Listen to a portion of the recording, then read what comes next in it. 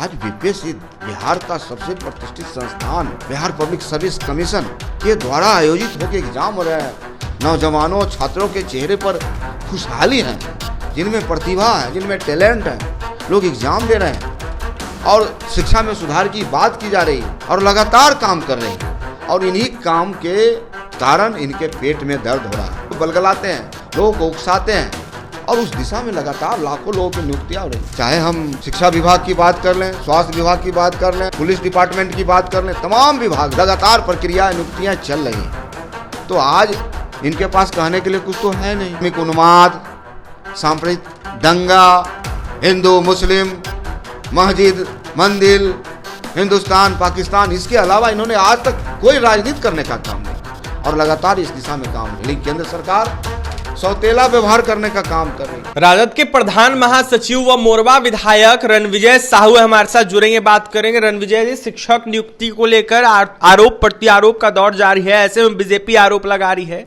लगातार यह कह रही है कि धांधली सेटिंग हो रहा है बीपीएससी में, दलालों के द्वारा पैसा मांगा जा रहा है। देखिए, भारतीय जनता पार्टी और एनडीए के तमाम नेता जब बिहार और देश स्तर पर इंडिया का निर्माण हुआ, एक क्रांति हुआ, एक आगाज हुआ, तो ये बौखलाए हुए हैं, घबराए हुए हैं।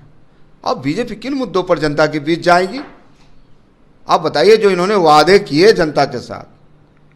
आज बिहार में माननीय उप मुख्यमंत्री तेजस्वी प्रसाद यादव ने इस बिहार में एक मुद्दों की राजनीति की। उन्होंने कहा 10 करोड़ नौजवानों को, 10 लाख नौजवानों को हम रोजगार देने का काम करेंगे और उस दिशा में लगातार लाखों लोगों की नियुक्तियां हो रही। चाहे हम शिक्षा विभाग की बात कर लें, स्वास्थ्य विभाग की बात कर लें, पुलिस डिपार्टमेंट की बात कर लें, तमाम विभाग में लगातार प्रक्रिया नियुक्तियां चल रही हैं। तो आज इनके पास कहने के लिए कुछ तो है नहीं। आज बीपीएससी बिहार का सबसे प्रतिष्ठित संस्थान बिहार पब्लिक सर्विस कमीशन के द्वारा आयोजित होकर एग्जाम हो रहे हैं।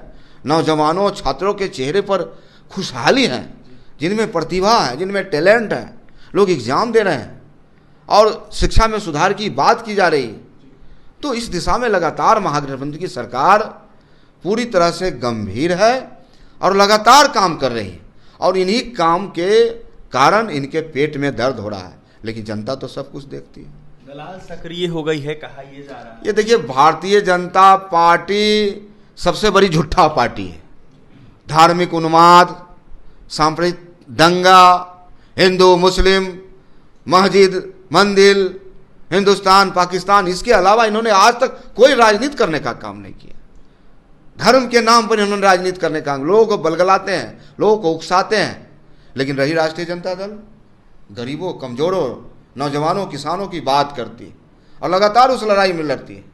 तो आज बिहार में जो माहौल बना है, पिछले 1 वर्षों में जो सरकार ने विकास के आयाम छुए हैं, तो हमें लगता है कि भारतीय जनता पार्टी के लोगों को शर्म आनी चाहिए कि आज लोगों ने कहा अच्छे दिन आएंगे, किसानों का आय दुगुने करेंगे, नौजवानों को रोजगार देंगे, 2 करोड़ रोजगार देंगे हम, और इन्होंने अच्छे अच्छे वादे किए।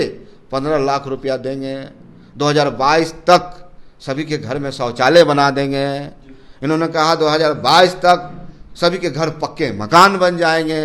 ये सब जुमलाबाजी है। और अब तो पूरी तरह से अमित शाह भी बिहार आते हैं तो उनको सुनने वाला और देखने वाला कोई नहीं है। जनता के बीच से उखड़ चुके हैं और 2024 में लोगों ने ठाना है। अब बिहार जो ठानता है, देश वही करता है। अंतिम सवाल रहेगा, जो बीएड वाले अभ्यर्थी बाहर हुए, प्राथमिक शिक्षक जो नहीं बन पाए हैं इस बार एग्जाम देकर, उन अभ्यर्थियों को लेकर क्या महागठबंधन की सरकार सीट देगी? देखिए, सरकार बिल्कुल पॉलिसी पर, माननीय मुख्यमंत्री जी की चिंता है, माननीय शिक्षा मंत्री जी का चिंता है, माननीय उप मुख्यमंत्री की चिंता है कि हम क्वालिटी एजुकेशन कैसे बच्चों को दें, उस दिशा में काम कर रहे हैं। हम जो हमारा नैनुहाल है, जो छोटे बच्चे हैं, जो मेरा भविष्य है, तो उनकी भविष्य को कैसे हम सुरक्षित करें, तो उन्होंने ठाना है कि पूरी तरह से शिक्षा व्यवस्था को मजबूत करना। आज़ादी के 25 वर्षों के बाद पूरी तरह से बिहार में ऐसी व्यवस्था करना चाहते हैं ताकि देश स्तर पर बिहार में प्रतिभा की कमी नहीं है।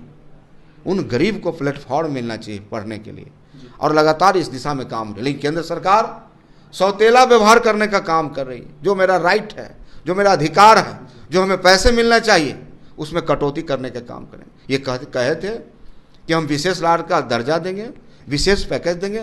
क्या सौतेला व्यवहार आप कर रहे हैं?